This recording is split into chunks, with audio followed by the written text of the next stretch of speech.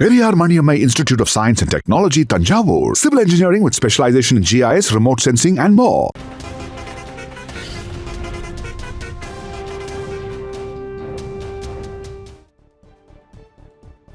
முதலமைச்சர் ஜோசப் விஜயை அவதூறாக பேசிய திமுக நிர்வாகி மீது நடவடிக்கை எடுக்க வலியுறுத்தி காவல்துறையிடம் தாவேக வழக்கறிஞர் அணியினர் புகார் அளித்துள்ளனர். கிருஷ்ணகிரி மாவட்டம் ஓசூரில் நடைபெற்ற திமுக ஆலோசனைக் கூட்டத்தில் முதலமைச்சர் ஜோசப் விஜயை திமுக அயலக அணி மாவட்ட நிர்வாகி பூஷன் குமார் என்பவர் அவதூறாக பேசியதாக கூறப்படுகிறது. இதையடுத்து அவர் மீது நடவடிக்கை எடுக்குமாறு வீடியோ ஆதாரத்துடன் தாவேக வழக்கறிஞர் பிரிவினர் உதவி காவல் கண்காணிப்பாளரிடம் மனு அளித்துள்ளனர்.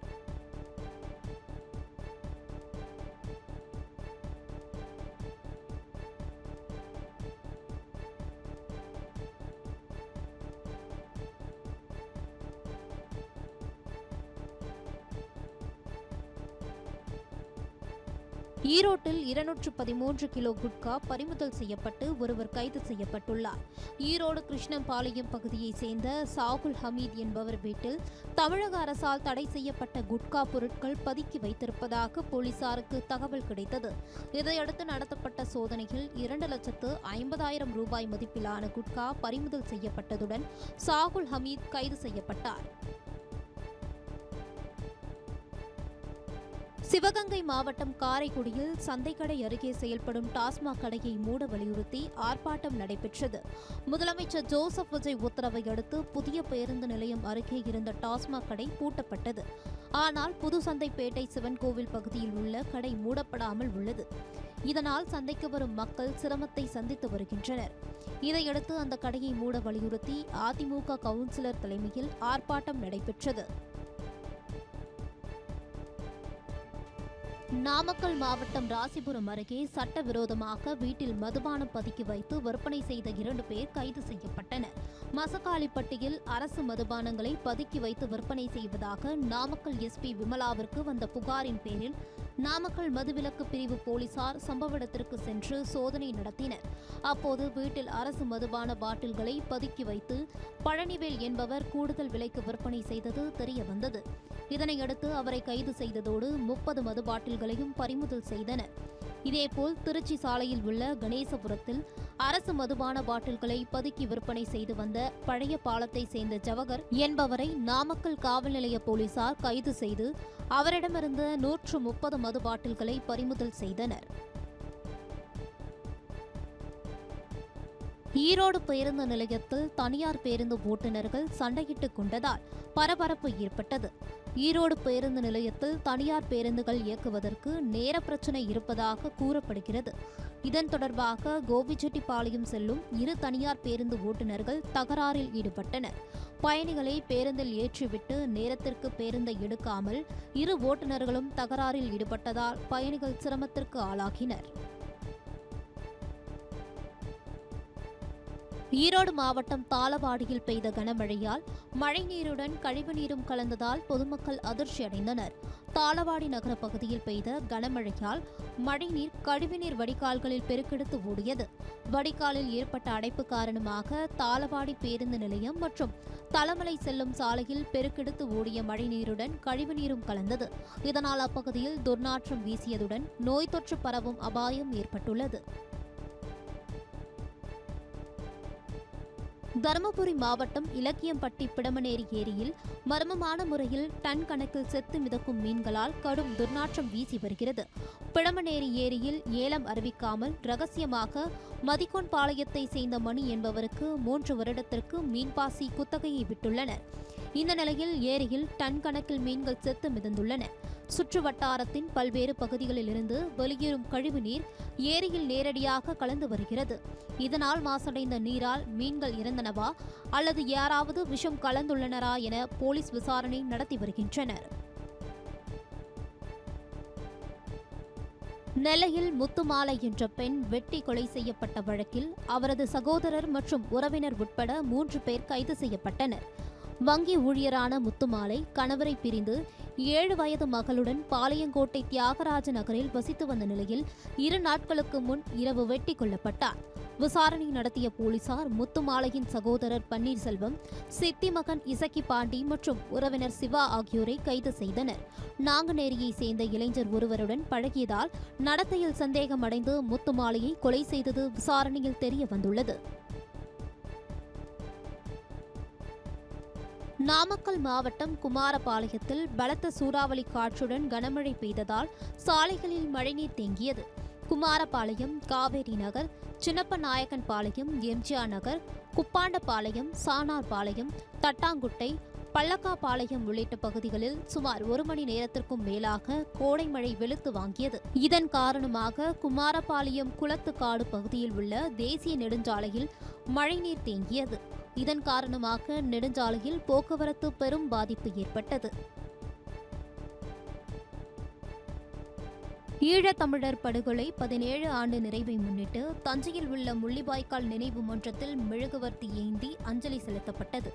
உலக தமிழர் பேரமைப்பு சார்பில் அதன் தலைவர் பழ நெடுமாறன் தலைமையில் தஞ்சை முள்ளிவாய்க்கால் நினைவு முற்றத்தில் ஏராளமானோர் மெழுகுவர்த்தி ஏந்தி அஞ்சலி செலுத்தினர்.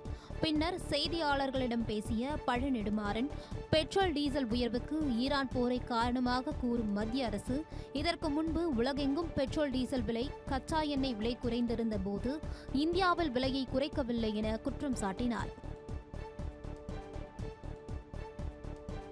திருவள்ளூர் மாவட்டம் கடம்பத்தூர் அருகே வீட்டின் பூட்டை உடைத்து 7 சவரன் நகைகளை மர்ம நபர்கள் கொள்ளையடித்து சென்ற சம்பவம் பரபரப்பை ஏற்படுத்தியுள்ளது. வயலூர் அகரம் கிராமத்தை சேர்ந்தவர் ராமதாஸ் தனது மகளை கல்லூரிக்கு அழைத்து சென்றுள்ளார்.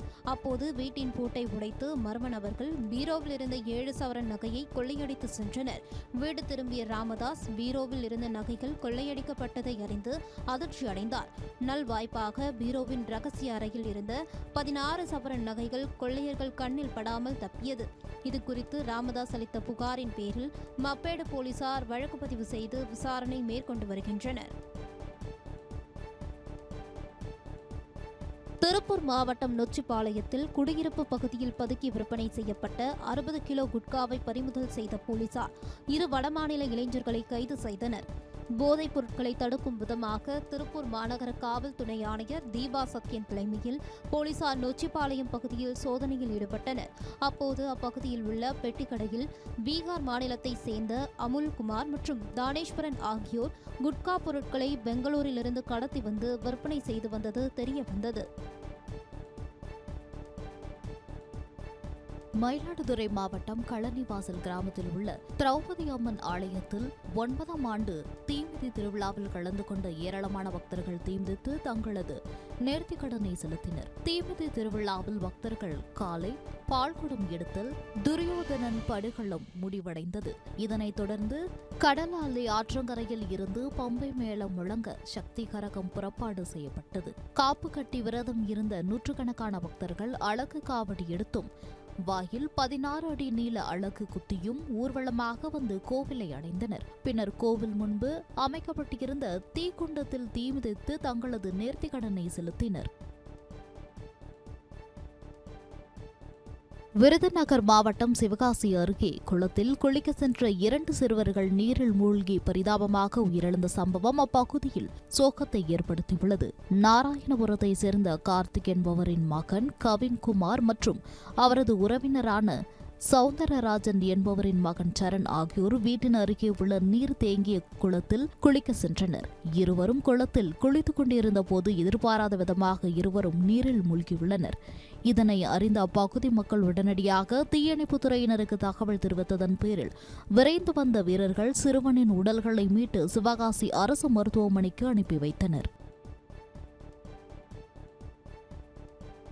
விருதுநகர் மாவட்டம் சிவகாசி அருகே சுற்றுலா பேருந்து இருசக்கர வாகனம் மீது மோதிய விபத்தில் அச்சக ஊழியர் சம்பவ இடத்திலேயே பரிதாபமாக உயிரிழந்தார். ஆலாவூர் அணையை சேர்ந்த பால்பாண்டிக்கு திருமணமாக 2 பிள்ளைகள் உள்ள நிலையில் விஸ்வநத்தம் பகுதியில் உள்ள அச்சகத்தில் பணியாற்றி வந்துள்ளார். இந்த நிலையில் வழக்கம் போல் பால்பாண்டி இருசக்கர வாகனத்தில் பணிக்கு சென்றபோது குறுக்கு பாதையில் வந்த சுற்றுலா பேருந்து இருசக்கர வாகனத்தின் மீது மோதியதில் சாலையில் தூக்கி வீசப்பட்ட ஊழியர் சம்பவ இடத்திலேயே உயிரிழந்தார். உயிரிழந்தார். இதையடுத்து பேருந்து ஓட்டுநர் மீது நடவடிக்கை எடுக்க வலியுறுத்தி உறவினர்கள் சாலை மறியலில் ஈடுபட்டதை அடுத்து விபத்து ஏற்படுத்திய ஓட்டுநரை போலீசார் கைது செய்தனர்.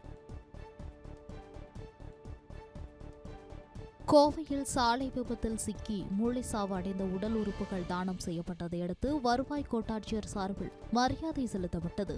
நரசிம்ம நாயக்கன் பாளையத்தை சேர்ந்த ராஜ்குமார் என்பவரின் மகன் சங்கீத் SNS கல்லூரியில் 1ஆம் ஆண்டு பயின்று வந்துள்ளார்.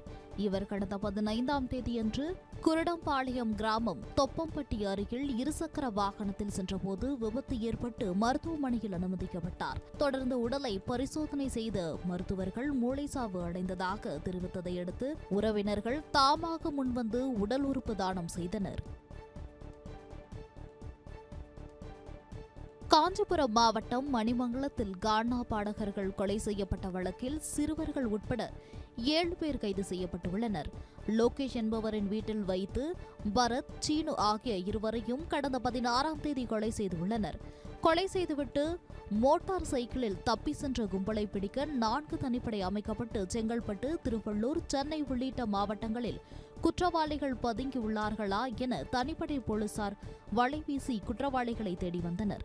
தற்போது இந்த வழக்கில் சந்தோஷ், ஐயப்பன், வேலன், குமரவேல், கலைச்செல்வன் மற்றும் 2 சிறுவர்கள் கைது செய்யப்பட்டுள்ளனர். புதுச்சேரி மாநிலம் காரைக்கால் அருகே அமைந்துள்ள புனித சூசையப்பர் ஆலய ஆண்டு திருவிழா கொடியேற்றத்துடன் விமரிசையாக தொடங்கியது. முன்னதாக கொடி ஊர்வலமாக எடுத்து வரப்பட்டு பங்கு தந்தை கொடியை ஏற்றி வைத்து சிறப்பு திருப்பலியினை நடத்தி வைத்தார். இந்த விழாவில் முக்கிய நிகழ்ச்சியான மின் அலங்கார தேர்பவனி வரும் 20ஆம் தேதியன்று நடைபெறுகிறது. மேலும் இந்த கொடியேற்ற வைபவத்தில் ஏராளமான கிறிஸ்தவர்கள் கலந்து கொண்டு வழிபட்டனர். திண்டுக்கல் மாவட்டம் ஆத்தூரில் வீட்டில் அறுந்து விழுந்த மின்வயரில் மின்சாரம் பாய்ந்து கணவன், மனைவி உள்பட 3 பேர் சம்பவ இடத்திலேயே பரிதாபமாக உயிரிழந்தனர். அக்ரஹாரத்தை சேர்ந்த கொத்தனார் வேலை பார்த்து வரும் கருப்பையாவுக்கு சுதா என்கிற மனைவியும் 2 மகள்களும் உள்ளனர். இந்த நிலையில் நேற்று அப்பகுதியில் பெய்த கனமழையால் வீட்டின் மாடியில் மின்சார வயர் அறுந்து கிடந்ததாக கூறப்படுகிறது. இதனை அறியாத கருப்பையா மாடிக்கு சென்றபோது எதிர்பாராத விதமாக மின் வயரை மிதித்ததில் மின்சாரம் பாய்ந்து அலறி உள்ளார். சத்தம் கேட்டு ஓடி வந்த மனைவி சுதா கணவரை காப்பாற்ற முயன்றபோது அவர் மீதும் மின்சாரம் பாய்ந்து இருவரும் உயிரிழந்தனர். கணவன், மனைவி அலறல் சத்தம் கேட்டு வீட்டின் கீழ்த்தளத்தில் குடியிருந்த கல்லூரி மாணவன் சுப்பிரமணிய சிவா தம்பதியரை காப்பாற்ற முயன்றபோது அவர் மீது மின்சாரம் பாய்ந்து சம்பவ இடத்திலேயே பலியானார். கன்னியாகுமரி மாவட்டம் நாகர்கோவில் சந்தைக்குள் புகுந்து மீன் வியாபாரியை அரிவாளால் வெட்டிய நபர்களை பதிலுக்கு மீன் வியாபாரியும் அரிவாளால் துரத்தி வெட்ட முயன்ற சம்பவம் பெரும் பரபரப்பை ஏற்படுத்தியுள்ளது. தெள்ளாந்தி பகுதியைச் சேர்ந்த மீன் வியாபாரி அஜின் என்பவருக்கும் ராமாபுதுரை சேர்ந்த ராஜு என்பவருக்கும் இடையே முன் விரோதம் இருந்து வந்தது. இந்நிலையில் அஜின் மீன் மார்க்கெட்டில் வியாபாரம் செய்து கொண்டிருந்த போது அங்கு அரிவாளுடன் வந்த ராஜு மற்றும் அவரது நண்பர் தகராறில் ஈடுபட்டதோடு அரிவாளால் வெட்டியுள்ளனர். பின்னர் இருவரும் தப்பிச் செல்ல முயன்றபோது பதிலுக்கு அஜின் கத்தியை எடுத்துக்கொண்டு அவரை துரத்தி வெட்ட முயன்றுள்ளார். இதனை பார்த்து அங்கிருந்த பொதுமக்கள் பயந்து போய் சிதறி ஓடிய சிசிடிவி காட்சிகள் வெளியாகி உள்ளது. கடலூர் மாவட்டம் திட்டக்குடி அருகே தடை செய்யப்பட்ட புகையிலை பொருட்களை கொரியரில் கடத்தி வந்து விற்பனை செய்த அருண்ராஜ் என்பவரை கைது செய்த போலீசார் 87 கிலோ எடை உள்ள குட்கா பாக்கெட்டுகளை பறிமுதல் செய்தனர். ராமநத்தம் காவல் நிலைய எல்லைக்குட்பட்ட பகுதியில் குட்கா பாக்கெட்டுகள் கொரியரில் கடத்தி வந்து விற்பனை செய்யப்படுவதாக வந்த தகவலின் பேரில் போலீசார் சோதனையில் ஈடுபட்டனர். அப்போது தொழுதூர் தச்சூர் சாலையில் செயல்பட்டு வந்த பாலாஜி ஏஜென்சி கடையில் வேலை பார்த்து வந்த அருள்ராஜ் என்பவர் குட்கா பாக்கெட்டுகளை மொத்தமாக வாங்கி வந்து பதுக்கி வைத்து விற்பனை செய்து வந்தது தெரியவந்தது. கள்ளக்குறிச்சி மாவட்டம் சங்கராபுரம் அருகே அரசு பேருந்து ஒன்று மணியாற்றின் மேம்பாலத்தின் தடுப்பு கட்டையில் மோதி விபத்துக்குள்ளான சம்பவம் பரபரப்பை ஏற்படுத்தியுள்ளது. பெங்களூரில் இருந்து கள்ளக்குறிச்சி நோக்கி பயணியுடன் வந்த அரசு பேருந்து மூரார்பாளையம் மணியாற்றின் மேம்பாலத்தில் ஓட்டுநரின் கட்டுப்பாட்டை இழந்து அருகில் இருந்த தடுப்பு கட்டையில் மோதி சிக்கிக் கொண்டது. பேருந்தில் பயணி ஒருவர் மட்டுமே பயணித்த நிலையில் காயங்களின்றி உயிர் தப்பினார். தொடர்ந்து அவர் வெளியேற்றப்பட்டதை அடுத்து சம்பவ இடத்திற்கு வந்த போக்குவரத்து ஊழியர்கள் பேருந்தினை மீட்கும் பணியில் ஈடுபட்டனர். சிவகங்கை மாவட்டம் காரைக்குடி அருகே 500 கிலோ கடத்தல் ரேஷன் அரிசி மூட்டைகளை பறிமுதல் செய்த போலீசார் பீகார் மாநிலத்தை சேர்ந்த இருவரை கைது செய்தனர்.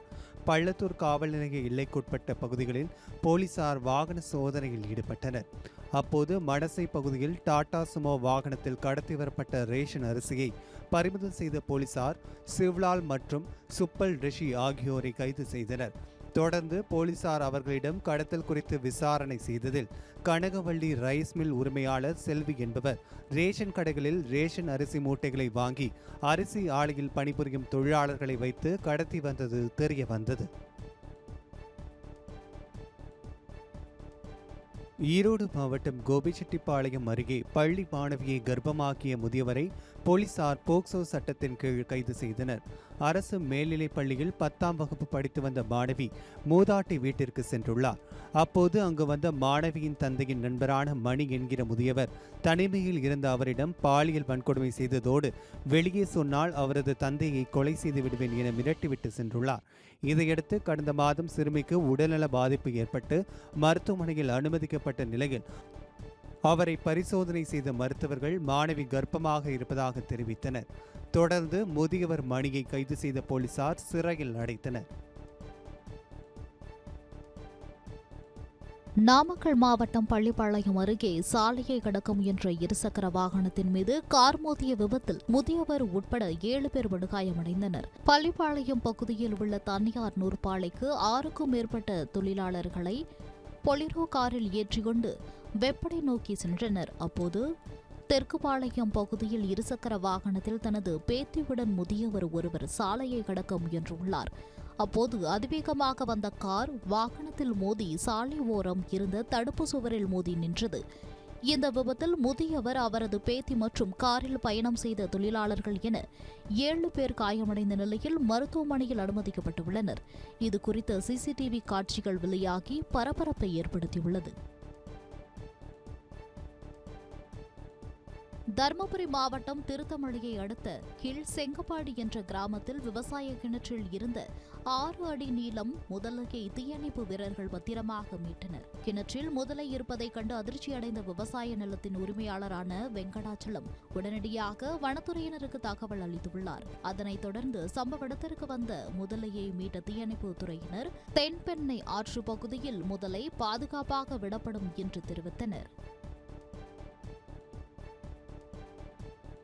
கடலூர் மாவட்டம் விருதாச்சலத்தில் போதை இளைஞர்கள் இருவர் சாலையின் நடுவே அமர்ந்து மது அருந்தி அட்டகாசத்தில் ஈடுபட்ட சம்பவம் பொதுமக்களிடையே பரபரப்பை ஏற்படுத்தியுள்ளது. பாலக்கரை ரவுண்டானா அருகே செயல்பட்டு வரும் அரசு மதுபான கடையில் மது அருந்திய இளைஞர் இருவர் அங்கிருந்து மது பாட்டில்களை வாங்கி வந்து திடீரென சாலையில் அமர்ந்து மது அருந்த தொடங்கியுள்ளனர். இதனால் போக்குவரத்து பாதிப்பு ஏற்பட்டு வாகன ஓட்டிகள் அவதியடைந்த நிலையில் தகவல் அறிந்து சம்பவ இடத்திற்கு வந்த போலீசார் போதை இளைஞர்களை உடனடியாக அப்புறப்படுத்தினர். ஈரோடு மாவட்டம் தாளவாடியில் பெய்த கனமழையால் மழைநீருடன் கழிவுநீரும் கலந்ததால் பொதுமக்கள் அதிர்ச்சியடைந்தனர். தாளவாடி நகர பகுதியில் பெய்த கனமழையால் மழைநீர் கழிவுநீர் வடிகால்களில் பெருக்கெடுத்து ஓடியது.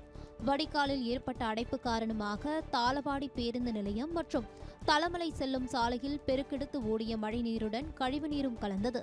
இதனால் அப்பகுதியில் துர்நாற்றம் வீசியதுடன் நோய் தொற்று பரவும் அபாயம் ஏற்பட்டுள்ளது.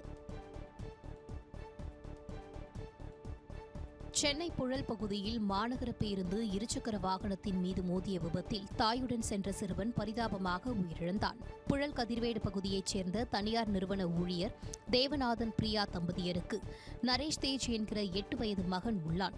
இந்த நிலையில் மகனை இருசக்கர வாகனத்தில் அழைத்துக் கொண்டு பிரியா ரெட்டேரி பகுதியில் உள்ள கடைக்கு பொருட்கள் வாங்க சென்று உள்ளார். அப்போது புழல் மேம்பாலம் அருகே பயணிகளை ஏற்றி வந்த மாநகர பேருந்து வாகனத்தின் பக்கவாட்டில் மோதியதில் பிரியா அவரது மகன் இருவரும் நிலை தடுமாறி கீழே விழுந்தபோது பேருந்தின் சக்கரத்தில் சிக்கி சிறுவன் பரிதாபமாக உயிரிழந்தான். இதுகுறித்து வழக்கு பதிவு செய்த போலீசார் பேருந்து ஓட்டுநர் பாலகணேஷை கைது செய்து விசாரணை செய்து வருகின்றனர்.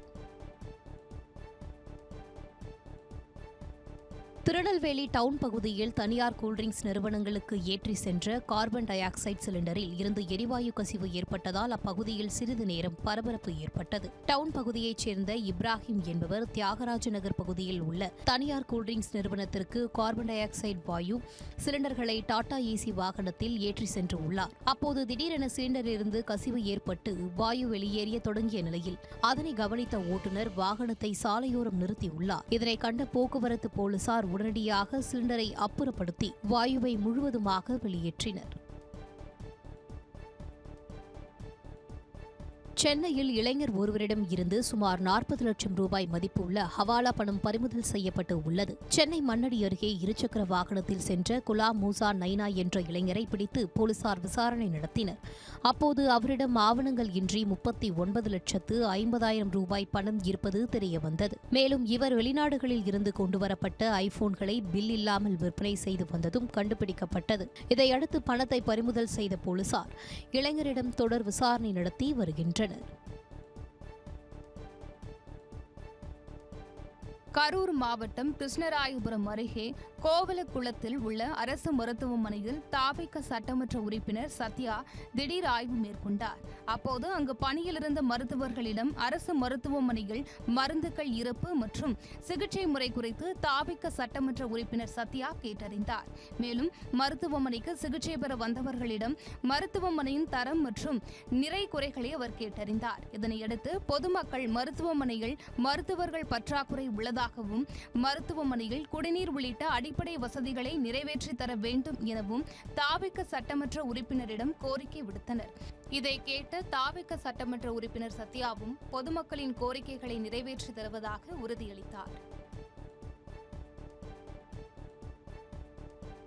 சிவகங்கை அருகே காவிரி கூட்டு குடிநீர் குழாயில் உடைப்பு ஏற்பட்டதால் லட்சக்கணக்கான லிட்டர் தண்ணீர் வீணாகியது. சிவகங்கை திருப்பத்தூர் சாலையில் சோழபுரம் பகுதியில் அதிகாலை நேரத்தில் ஜேசிபி இயந்திரம் மூலம் பணிகள் நடைபெற்றுக் கொண்டிருந்த போது கவனக்குறைவால் பிரதான குடிநீர் குழாயில் உடைப்பு ஏற்பட்டதாக கூறப்படுகிறது. இதனால் தண்ணீர் பல அடி உயரத்திற்கு பீரிட்டு வெளியேறியதால் சாலையில் குடிநீர் பெருக்கெடுத்து ஓடியது.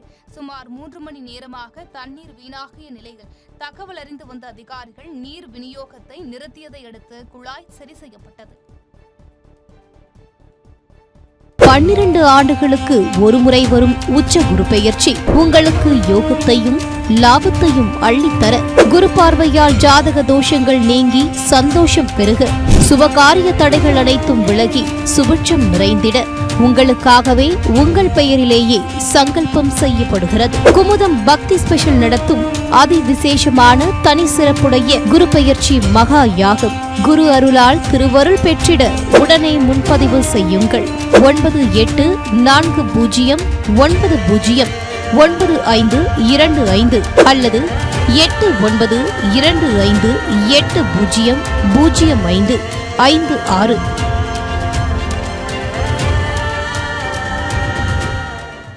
Periyar Maniammai Institute of Science and Technology, Tanjavur. Civil engineering with specialization in GIS, remote sensing and more.